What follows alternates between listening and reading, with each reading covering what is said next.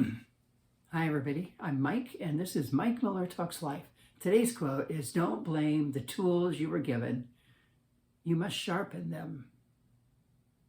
Have you ever said, you can't do this job because of what you have to work with? Sometimes that's true. You really need some specialized equipment to do certain jobs. But a lot of times, it's not the case. And we tend to start blaming the tools. It could be the actual tools. It could be the people you have to work with or the environment that you have to work in.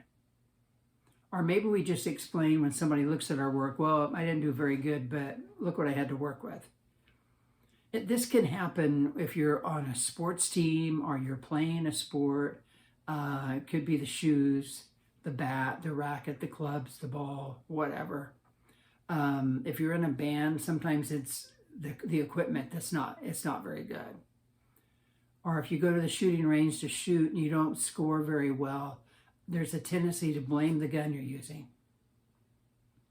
Maybe cooking, you don't have the best utensils. Or maybe photography, you don't have the latest gear. Or some new job you've taken and they don't have good equipment. And the quote says, don't blame the tools, sharpen them. It speaks of two actions.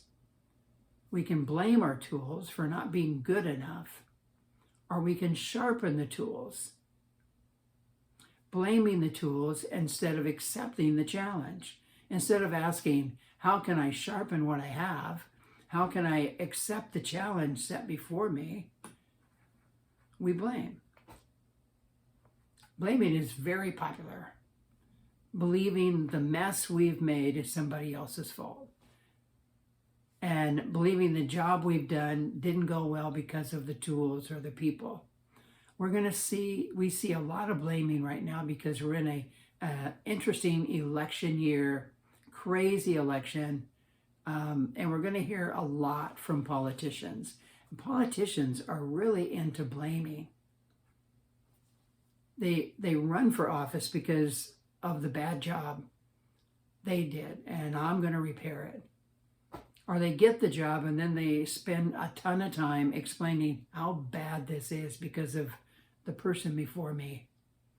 And really all we want is just to say, yeah, I'm here. Thanks for voting for me. It's a mess, but I'm going to work really hard to making it better for all of us. That's all we want. But they can spend a lot of time blaming. It'll be interesting to watch the new people that have gotten the job. If we hear a lot of blaming, we know they're probably not going to get much done. Blaming doesn't solve the problem. It doesn't lead to positive action. In the workplace, blaming creates a climate of fear and a lack of trust. Not excitement about the job, but fear. We're going to get blamed, or they're going to turn on me and blame me. And this creates limited productivity. We're afraid to try. We're afraid to step out and do the best we can and see what happens. In us personally, if we spend a lot of time blaming, we're going to notice that we're filling up with bitterness and resentment and feeling powerless. We want to get something done, but we keep blaming the people we have to work with, the tools we have to work with. Nothing happens, and we're totally frustrated. Blaming robs us of self-respect, a sense of value, and life confidence because the job isn't getting done.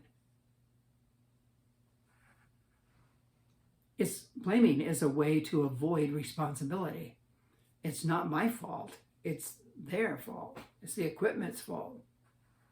Or we use it as a defense mechanism. Instead of in evaluating, we see we kind of blew it. Instead of working on that and trying to get better, we just blame. And so then we never really improve. The quote says we can blame the tools that we were given, but we can also choose to sharpen those tools. The real question is not what do you have to work with, but what are you doing with what you have? Accepting the challenge to make the best of what you have. by sharpening it is the issue. And so then that leads to asking ourselves questions like, how can I sharpen myself? How can I improve?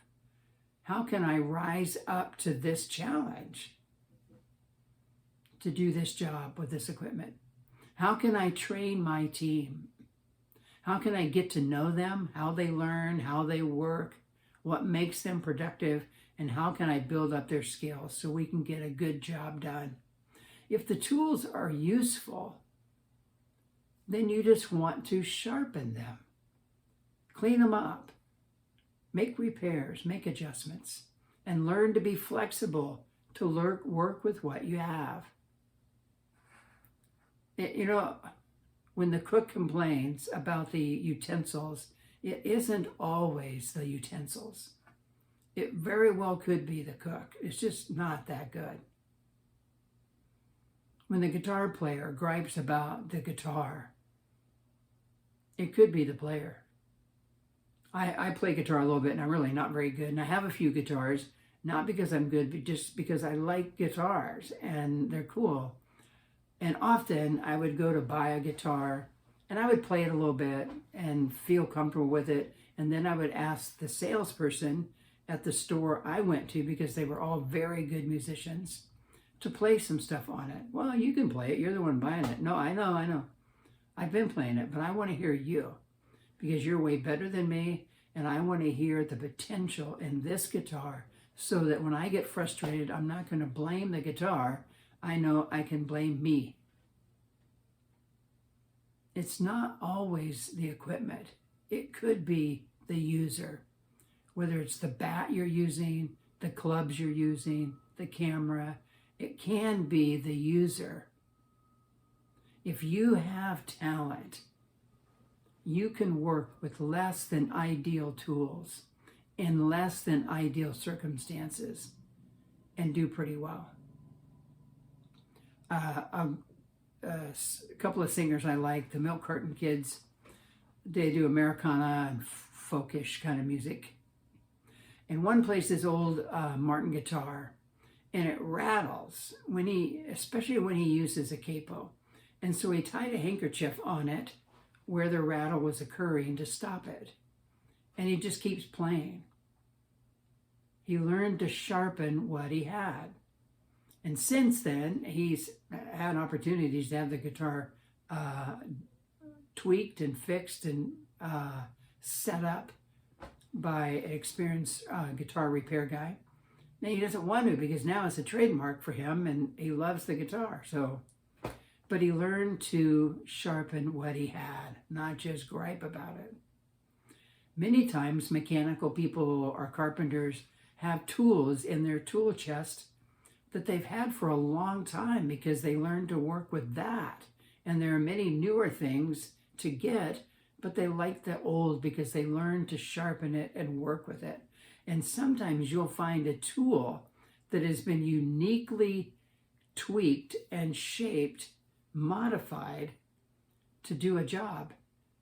And now they can buy a tool that does that job, but they just like the old tool that they sharpened.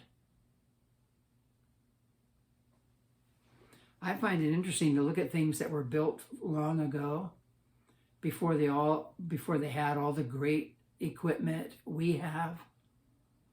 And I'm amazed at some of the things that have been built with what we would call less than ideal tools and equipment.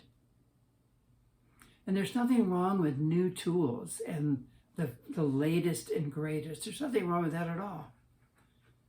The problem is the refusal to work with what you have and sharpen it and get better.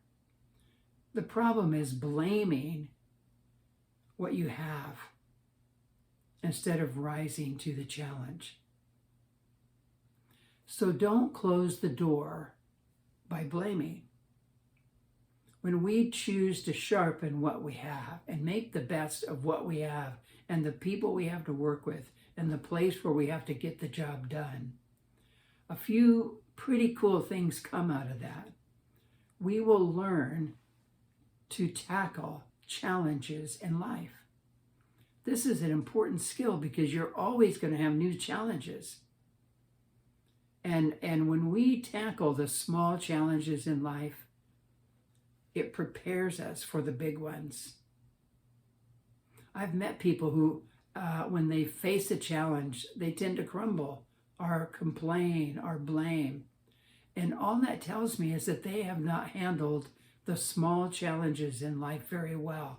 And so they're not ready for this one. Many of my friends who are pastors, I retired as a pastor and I have a lot of friends and peers who are still in the ministry. And they're all facing a new, fresh challenge that they've never faced before. Having church in the midst of COVID. And there's shutdowns and limitations put on all of them for health reasons. And some of them have been upset. They've been blaming and complaining or resisting the rules.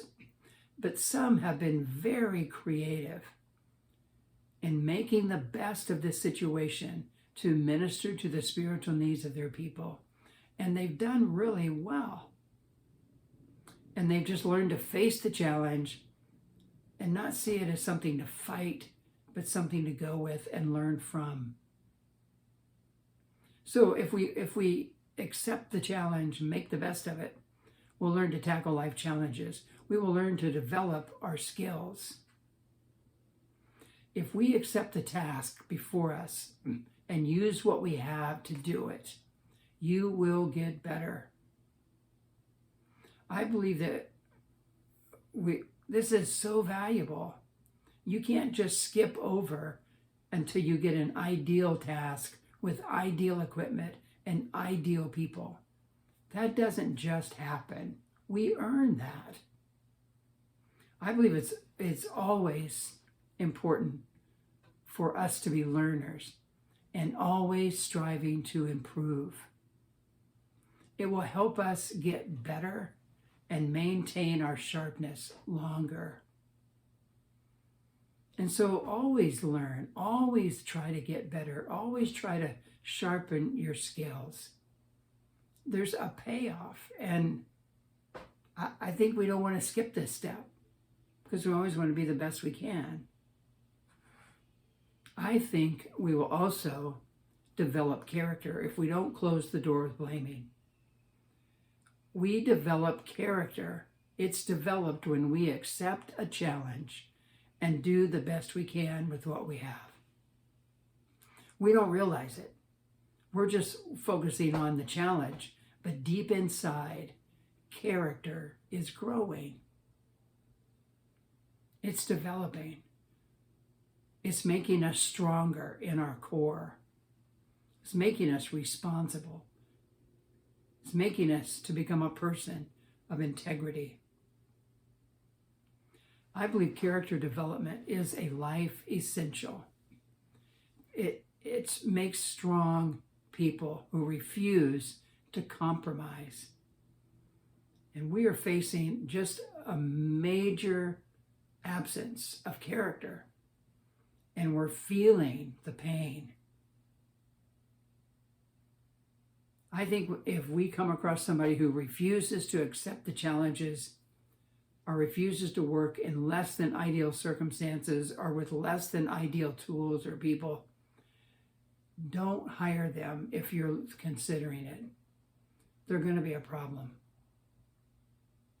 You will also have a positive impact on people closest to you. You will influence them for good if they see you making the best of a situation. And you will learn to value people. Sometimes you have a team and they're not the sharpest group. Instead of just replacing them, what can you do to help develop them? They'll never forget what you did for them if you do that. So when you're facing a challenge, a job with less than ideal tools and less than ideal people in a less than ideal place, don't start out by blaming. Don't start out by saying there's no way. we can get this done with what you're offering us to work with. Don't rush out and spend a bunch of money buying better stuff and hiring better people. Just wait. Take a minute and just ask, how can I sharpen what I have? Don't blame the tools you have been given. Sharpen them. Hey, thanks so much for listening. I hope this has been helpful to you in some way, or maybe you know a friend that would benefit from hearing some of these thoughts. Maybe it stirred up new thoughts within you, which is always the goal. I hope you have a great week. Thanksgiving week, it's going to be less than ideal. Don't blame. Rise to the challenge. Take some time this week to be grateful and contact the people that you don't get to see, but you normally would see, and make it a good week and a grateful time for all of you. Thanks so much, and until next time, have a good week.